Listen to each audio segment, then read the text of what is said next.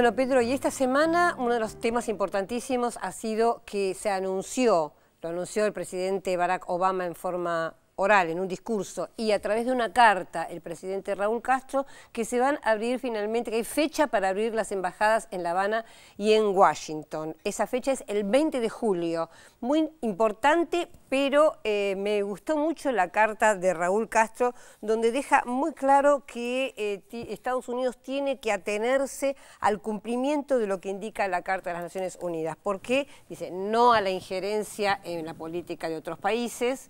Esto porque obviamente se teme que Estados Unidos con una embajada en La Habana pueda incidir o querer incidir en la política cubana. Él dijo que no a cualquier tipo de amenaza, y también otra de las exigencias es que, bueno, tener relaciones normales significa un plano de igualdad. Otra cosa más, en la carta dijo que tienen que cerrar la base ilegal en Guantánamo. Sí, en realidad no solo cerrarla, dice que se tienen que ir de Claro, Guantánamo. bueno, sí, claro, del territorio de Cuba. El que dice que la va a cerrar es Barack Obama. De hecho, nombró a un jurista, nombró a Lee Wolosky, que también trabajó en los gobiernos de Clinton y de Bush, como encargado para el cierre de la prisión de Guantánamo. Ahora, cerrar la prisión no significa evacuar... Que se vayan... No, de la ni base, siquiera evacuar claro, la base militar. claro. Significa cerrar que vamos a ver si se cumple. Es increíble. Pero de todas ¿no? maneras no es lo que quiere. Y otro tema que también es, perdóname lo último, Pedro, el otro tema es el bloqueo. El bloqueo económico, que también Cuba lo pide. Lo que contesta Obama es, bueno, es decisión del Congreso. Salió un artículo muy interesante de Atilio Borón en página 12, donde dice un montón de posibilidades que tiene el Poder Ejecutivo para hacer más flexible la posibilidad de ese bloqueo, que ese bloqueo no sea tan cerrado y que no depende del Congreso. Muchas veces lo dijimos acá, efectivamente, muchas veces lo dijimos acá, de críticas a Barack Obama cuando él decía hay cosas que yo no puedo hacer. Muchos juristas estadounidenses le decían no, de ninguna manera. Exactamente. Hay muchas cosas que usted sí puede hacer que son facultad del Poder Ejecutivo. A uno le cuesta determinar acá, uno no es jurista, no conozco exactamente la ley, y la ley la interpreta cada uno a su manera. Te digo, por ejemplo, en la lista que presentó Borón en página 2, dice, por ejemplo, que las conexiones aéreas de ambas compañías, las cubanas y las norteamericanas, actúan. Eso parece que puede ser un atributo del Ejecutivo. Que los turistas puedan comprar sin límite, por ejemplo, productos cubanos. Ron, tabaco, etcétera.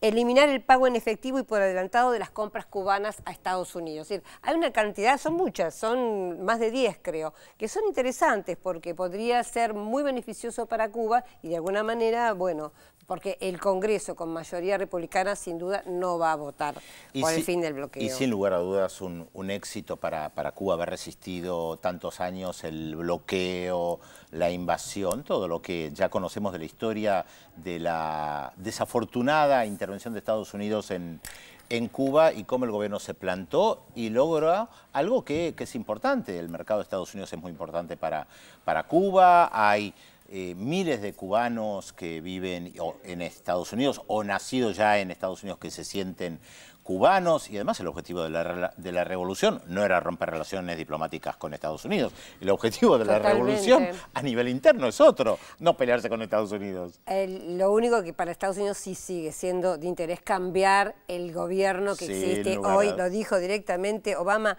nadie espera que se transforme de la noche a la mañana, pero ahora vamos a poder avanzar con nuestros intereses, con la democracia y los derechos humanos. Hablando de cambiar el gobierno, fue una semana movidita en Ecuador porque la oposición insiste que hay que cambiar al gobierno, insisten con su política de derrocarlo. El jueves el gobierno de Rafael Correa denunció planes desestabilizadores para las dos marchas que se iban a dar el viernes. Ahí lo que estamos viendo nosotros justamente tiene que ver con las marchas, una de las marchas opositoras del viernes enfrentándose con la policía. A ver, esto es complicado. ¿Hay derecho a movilizarse? De mi parte, sin lugar a dudas. Ahora, en el contexto ecuatoriano no hay que ser ingenuo.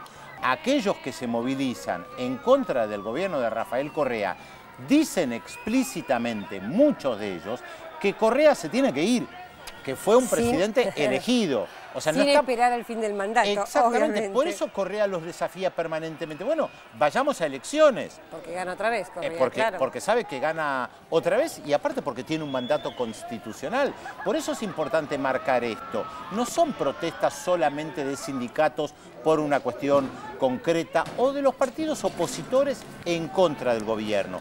El objetivo, reitero, explícito, porque lo dicen, es derrocarlo. Porque además es interesante esto, fíjate, empezaron las manifestaciones cuando el presidente Correa puso la ley de herencia y la ley a las grandes fortunas. Él después retiró esta ley, es decir, si la presentaban en la asamblea, como tienen mayoría en la asamblea, la ley salía. Claro. Pero el presidente retiró esta ley y sin embargo las manifestaciones siguen.